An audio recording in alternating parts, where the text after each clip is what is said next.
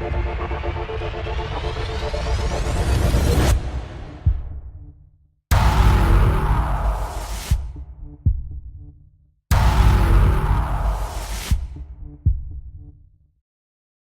guys, Malu here, and welcome back to another Raid School video. This is a series where I talk about the base mechanics as well as any tactics that I know about for each encounter. So I don't throw a bunch of info at you at once, I will be splitting the Leviathan raid into different chapters. Each chapter will be laid out in the same way, where I talk about the base mechanics, then roles and or tactics depending on what's really there, then prestige mode, challenge changes, and finally my personal loadout for the encounter, as well as any additional loadouts that I can think of that work well. Links to the other chapters will be in the description down below when they become available. Now, let's get started. I will start with the royal pools because it's, in my opinion, the most difficult to complete. The baths have a couple different ways that you can do the encounter. They're very similar to each other, and before I get into the tactics, I'll explain the fight. There will be 5 plates around the room, 2 outside on the left, 1 high and 1 low, and the same on the inside to the right, with the last plate in the middle room. Where the plates are, you'll see, like this water thing for lack of a better word, and the water will hurt you, unless you have this buff called Psionic Protection. You get the protection by jumping on a plate that has this little floating orb above it, and your protection will only go down as long as you're standing inside the poisonous water. In order to start the fight, you need 1 person on all 5 plates. When the encounter starts, you'll hear a sound. That will tell you the fight has begun. The chain in front of the plates will go to the top and start working its way down as long as someone is standing on the plate next to that chain. As the fight goes on, there will be a big, fat, nearly naked Cabal guy that comes out of the chain's hole. They are called bathers, and 2 will spawn at a time, 1 on the left and 1 on the right, starting at the top, and then the bottom, and then the top, and then the bottom, rotating until either you guys fail, or you guys continue with a fight, to damage phase. You will need to kill them as fast as you can, and if you can't kill them quickly enough, I recommend jumping off your plate and onto this little vent platform thing off to one of the sides. The chain will only go down if someone's on the plate. But, here's a pro tip. If you die, you won't be standing on the plate. You know, the whole being dead not counting thing. So kill the bather from the vent, then hop back on your plate. It will take more time than the 50 stack of protection that you have. So one of your 2 floaters will need to come over and relieve you, so you can go to the middle plate and get your protection back. I recommend that the floater doesn't switch with the plate person until the bather is dead.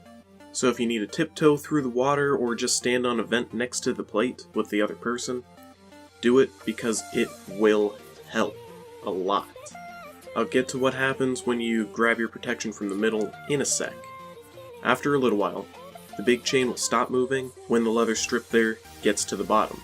Once all 4 plates get their chains down, clamps will come up and a sound will be made. This is everyone's cue to go to the middle for damage phase. There will be 9 lanterns in the middle room, 3 groups of 3. 1 on the left, middle, and right.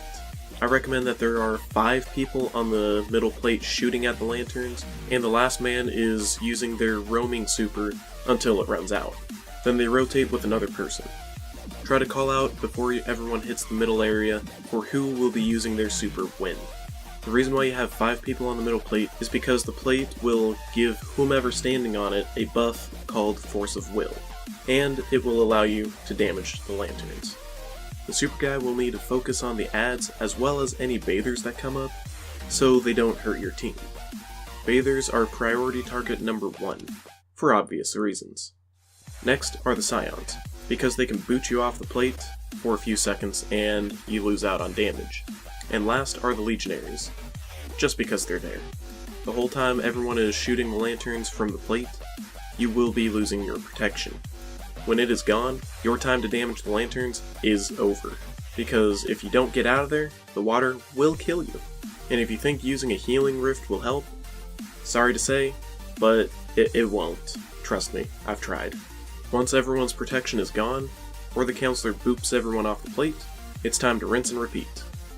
When the counselor appears, if it doesn't die within like a second or so, a projection will appear.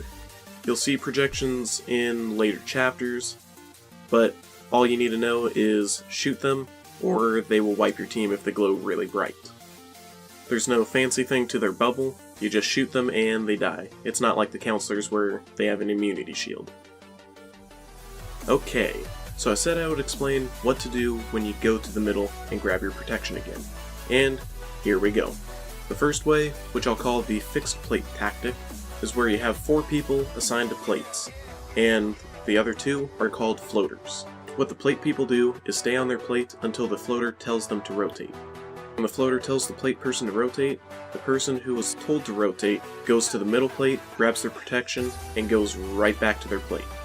The floater then goes to the next plate in their rotation. One floater will be assigned to 2 plates. I recommend doing the left and right for floaters instead of the top and bottom. What that means is that the floaters will be on the left and right, starting at the top, then rotating down to the bottom on both sides. When the next plate person gets back, that's when the floater goes to the middle plate to refresh theirs. Rinse and repeat until the chains are down and locked. The second way, which I'll call the rotation tactic, is where, again, you have 4 people assigned to plates and 2 floaters. What the plate people do is stay on their plates until the floater tells them to rotate. When the floater tells the plate person to rotate, the person told to rotate goes to the middle and grabs the psionic protection. Now, here's the difference. From middle, the guy rotating goes to the next plate in the rotation. I recommend, again, doing the left and right instead of the top or bottom. What that means is that the floaters will be on the left and right, starting at the top, then rotating down to the bottom on both sides. Let's have a little example of this, because I know it can be a little confusing to kind of wrap your head around, because it was confusing for me. So, let's say the floater rotates with the top plate first. The top guy would go to the middle, then to the bottom. The bottom guy would then go to the middle, then top, and flip-flop until the chain's down. The reason you assign plates and floaters is for when damage phase is over. The plate people would go back to their plates, and the floaters would kill the scions in the middle. Now, on to Prestige Mode. I would recommend doing the rotation tactic for this, however, you can do either one. For Prestige Mode, there are a few changes, in addition to the usual. The usual changes are that enemies hit harder and are harder to kill, as well as if you die, you lose your revive token instead of just the person reviving you. The first change to this encounter is that the bathers are now all oiled up, so they are a little harder to kill. Additionally, when they die, they will leave a purple pee puddle, because you know they had to pee themselves apparently. Thanks Bungie. If you stand in it longer than 1 second, you will start losing 5 protection per second. So just don't stand in pee. It's never a good idea. The next change is that after damage phase, 4 people will get a debuff called Brand of the Worthiness, and those 4 people will see a symbol above the damage plate telling them to go to whatever plate that is. The plates are, starting from the top right and going clockwise: Cup, Dogs, Beast, Axes. Once on these plates, the debuff will go away and everything will be fine. You can go back to your original plates if you want, but I recommend just doing the rotation from there so people don't get thrown off. For the 2 people that don't see a symbol, they are now the floaters. So going with the theme of Prestige Mode and enemies being harder to kill, whenever someone goes to the middle area to refresh their protection, you need to make sure you kill a few ads, or you'll be dead before you get to the refreshing spot. I'd say take no longer than 5 seconds on ad control, because if you take any longer, then the next person that you're rotating with might get too low and need to rotate early. Then you just start getting the whole, oh god, ads are getting out of control on the plate areas, which also leads to a wipe. This encounter is all about ad control, so make sure you bring your A game. Now, on to challenge mode. The challenge for the baths is that one member of your fire team has to stay inside the middle plate area. That doesn't mean that they have to stand on the plate the entire time. They just need to stand in that water area, that little strip. Now that means there will only be 1 floater instead of 2 between all 4 plates. So you can try out a couple different things. The first is the double rotation, which is 2 plates rotating like normal, and the other 2 people are doing solar replenishes. I'll get to what that means in a sec. The other way is a triple rotation, and what that means is 3 plates are rotating and 1 person is solo replenishing. It really doesn't matter which plates you rotate with the triple, because the plates are relatively the same distance from the middle one. Now, solo replenish. It's all in the name, if you couldn't tell. To solo replenish, all you do is go from your plate when you get low, down to the middle to replenish, and back to your plate. What this means is that nobody will be on your plate, so your chain will be going up as long as you're off of it. Be fast. What this challenge is doing is combining the 2 separate tactics into one. I'd recommend that your strongest players in the group are the solo replenishers, because they will have absolutely no backup while they're on their plates, so they need to deal with all the adds and their bathers alone. I also recommend not doing the challenge on Prestige mode unless you're a raid god, and if you are, not to be rude or anything, but why are you here? I mean, you already know how to get through this. Anyways, that's it for challenge bathers. My preferred loadout for normal bathers is Better Devils, the End Scout Rifle, and Merciless. Merciless is great for killing bathers, and it deals pretty darn good damage to the lanterns as well. Other power weapons could be Cluster Bomb Rocket, a regular rocket, a shotgun. I would highly recommend against sniper rifles, and definitely just steer away from all grenade launchers.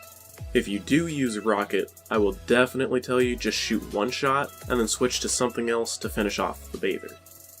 My preferred loadout for Prestige mode is dependent on what class I am. My Hunter and Warlock, I use Better Devils, the End, and either Cluster Bomb Rocket or Merciless. My Hunter, I would say use Night Stalker or Arc Strider. Those 2 do really well at taking care of any adds inside the middle area for damage phase.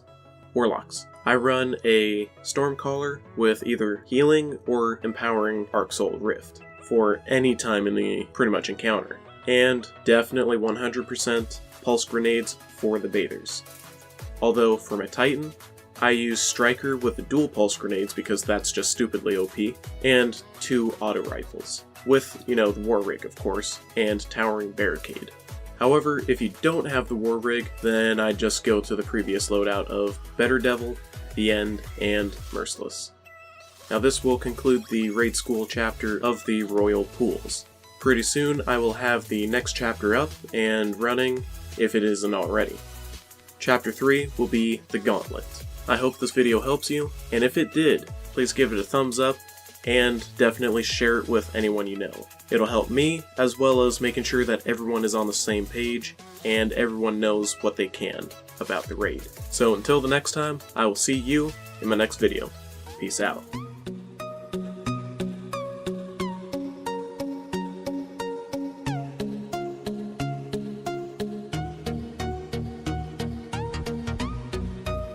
Dear God. Finally!